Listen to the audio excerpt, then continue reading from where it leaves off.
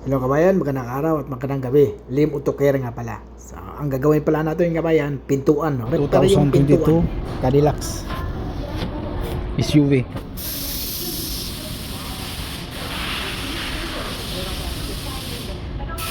Cadillac tayo mga boss. So,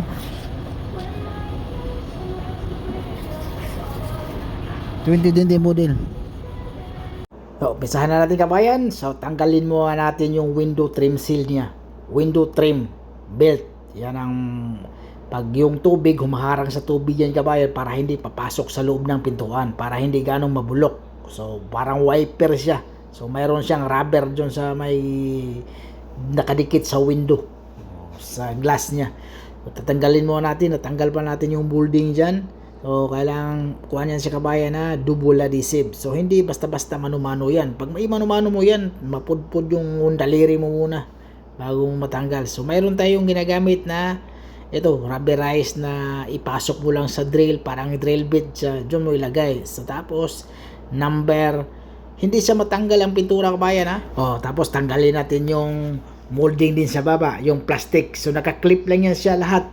Clip lang yan. So, dandahanin mo lang yun para hindi mabasag yung clip, para maibalik din natin yung clip. Pero pag mabasag yung clip, palitan natin ng bago. Marami tayong clip na nakareserba.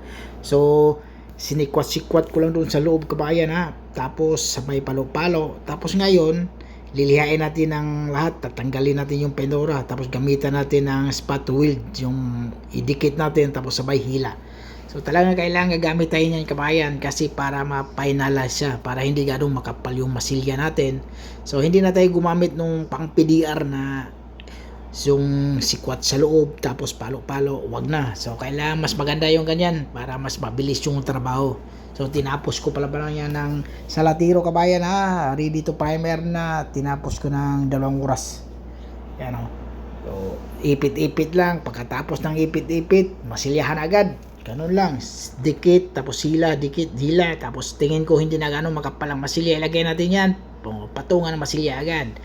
Tapos saglit lang matuyo yung masilya dito kabayan kasi lagyan natin ng medyo madaming hardener para mabilis matuyo, para pagdating ng 5 minutes, 3 to 5 minutes, tuyo na, lihain agad ng masin, tapos patong tayo ulit. So hindi pwede dito na pahid ka, katulad yan, pahid ako, tapos patuyuin natin, tapos pahiran ulit. Hindi, mas maganda pag pahid mo, lihain agad, tapos sabay patong ulit. Ganon.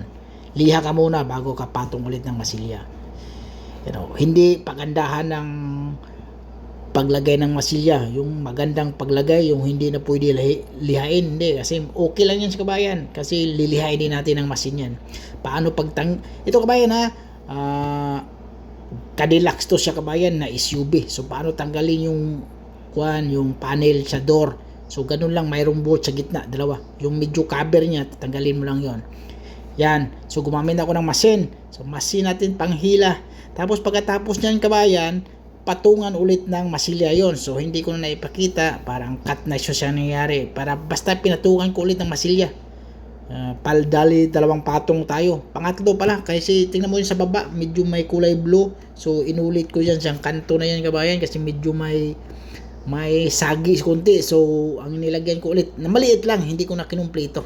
Tingnan mo, perfect na perfect yung trabaho natin, yung linya okay, pati sa baba, di ba?